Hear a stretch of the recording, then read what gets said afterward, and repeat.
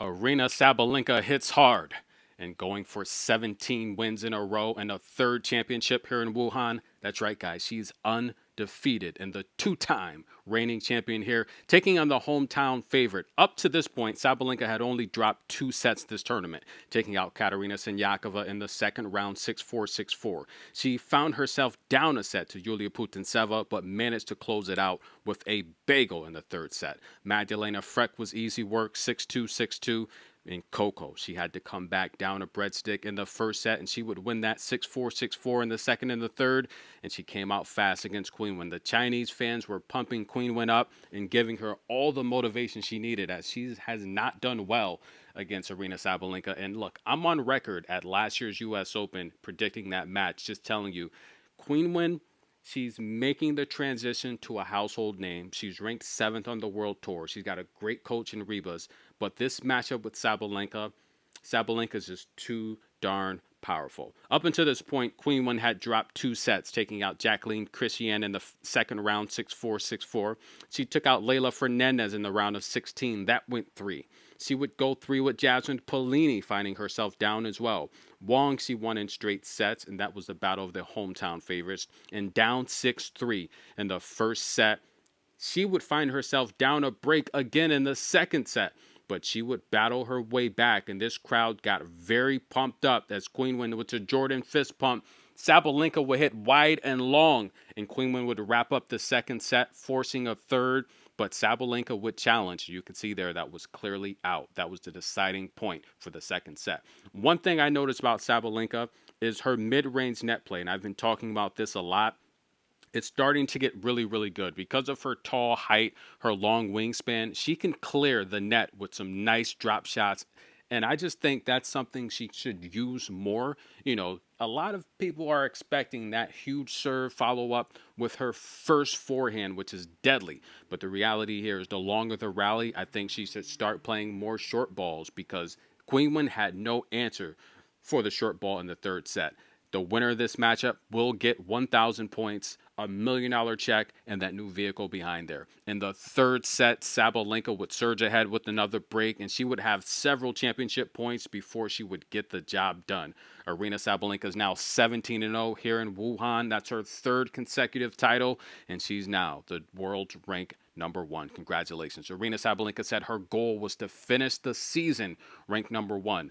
It looks like she's going to do that, ladies and gentlemen. 7 aces in this match. She won 58% of her first serves, but she did get them in play. 70%, only 1 double fault. Queenwin struggled with the double faults. 8 double faults. She lost nearly 50% of her second serves for most of the match. She would win, though, 73% of her first serves, which was solid on the first serve. But the second serve, where she struggled, and I say this all the time, Queen Win's a great player. I do like her, and I don't feed into all of the tour drama with the other players trying to disrespect her. I think she has a killer mentality. She has an eye of the tiger instinct, and it's yeah, no pun intended, guys. But I just think she's going to continue to evolve and get better. She's got great coaching, and she has that passion, that fire. When you're competing, it's not your job to be your opponent's friend, and I think some ladies get that confused. But congratulations to Aryna Sabalenka. That's her third championship here. She's 17-0, undefeated. Now, what's next for her? She's going to get rest and then see if she can win the WTA championship. Unbelievable, amazing season for Aryna Sabalenka. And we have Osaka. That's right. That's the next tournament that's taking place. Some of the matchups you want to take a look at, guys. I think this is going to be a really good tournament.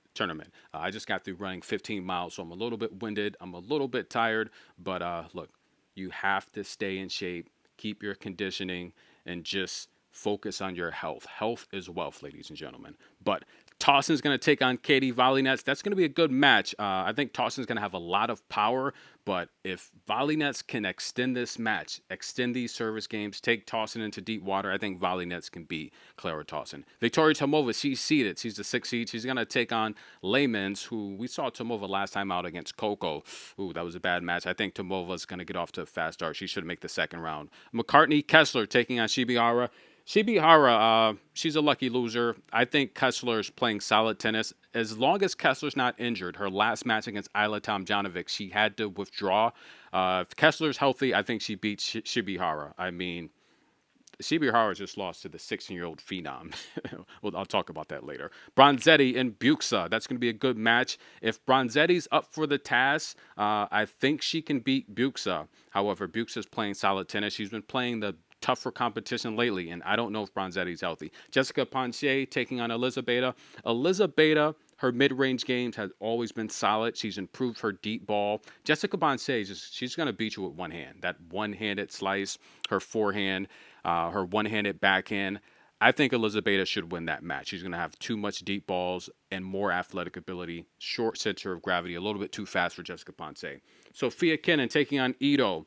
I like Sophia Kenin to win that match, but again, I hope she shuts it down soon so she can recover and be healthy 100% to see if she can win another Australian Open Championship at the top of the year. Anna Bogdan taking on Kudermetova. Bogdan owns the head-to-head 3-1, believe it or not. But I like Veronica to... No, that's Polina, right? That's little sister taking on Anna Bogdan. Yeah, that's... No, I'm sorry, that is big sister. I like Veronica Kudermetova to defeat Anna Bogdan 3-1. Bogdan has dominated her, but I think this is a changing of the tides. Laura Sigmund owns the head-to-head against Harriet Dart. That's going to be a good match. I like Harriet Dart to finally get a win over Laura Sigmund. Kimberly Burrell taking on Zhang. Zhang has been playing good. Kimberly, I would take that match to go over. We'll take the first set over 8.5. Zhang, if she's feeling good, if she's healthy, I think she can beat Kimberly Burrell. Bianca Andreescu is back. Congratulations. She's taking on Greet Menon. I don't think Bianca's there, even though she owns a head-to-head. She hasn't been active. I think Greet Menon's going to win that match. Diane Perry taking on big sister Andreva. That's going to be a good match. I think Andreva's playing solid tennis right now. I'll take Andreva to win that match. Uchima taking on Buskova. Buskova hasn't been active. She's the 4 seed here. I think she's got enough to get past Uchima with the defensive, just her defensive mentality, getting balls back. I think that's going to be too much for Uchima. Ashlyn Kruger's got an amazing serve. She's tall, long wingspan. Taking on Alina Evanesian, who's the 5th seed. I'm gonna go with Alina Evanesian to win that match. I don't think Kruger. I think she peaked about mid-season. I think she's trending downward now. I think Alina's she's been a lot more active. She's been playing tougher competition recently. I'll take Alina to win that. Buzes Monero taking on Sato. That's a match. I'll take the first set over 9.5. I think both ladies will hold, but I like Buzes Morena to win that match. Sato, she gets tired, and I don't know if she's going to hang with the pace that Buzes is going to push. Elisa Mertens is the 3rd seed, taking on Hantema. At least should get past that. Magdalena Freck is the 1st seed. She's the number 1 seed here, taking on Camila Osorio. Osorio has dominated Magdalena Freck. They played 5 times. Osorio has won 4 of them. I think Magdalena is probably going to win this match. Not only is she the top seed, but I think she's playing better tennis right now. So get ready for Osaka. Yes, Naomi had to withdraw due to the injuries she sustained against Coco. And at this point, I just hope she shuts it down. We need her healthy at the top of the year to see if she can go for her 3rd Australian Open Championship. But congratulations, Aryna Sabalenka. Well done. Look, it's not the year of the Tiger, but with her mentality, with her power, it might always be the year of the Tiger because she's champion here. Tennis in a Minute, guys. Thanks for listening. Stay tuned for more tennis coverage. I will cover Osaka. We also have another tournament, Ningbo as well. So between those 2 tournaments, we should have plenty of tennis. But in terms of the stars, they're probably going to get at least the top 8 seeds. I could see them getting ready for the WTA finals and giving everything they have because, remember, it's a $15 million prize. It's the total money to be allocated for the tournament is $15 million. So that's some hefty paydays for the ladies. And right now, I mean, Sabalenka is probably going to be the favorite to win it. However, I wouldn't count Coco out. That match against Sabalenka, up a set 4-2, but she was injured, and she talked about her injury in her previous post-match interview. So she wasn't 100%. And watching her play this past week, I could tell she wasn't 100%. But best wishes to Coco. Hopefully she comes back stronger. And again, congratulations to Sabalenka. We'll be back, guys.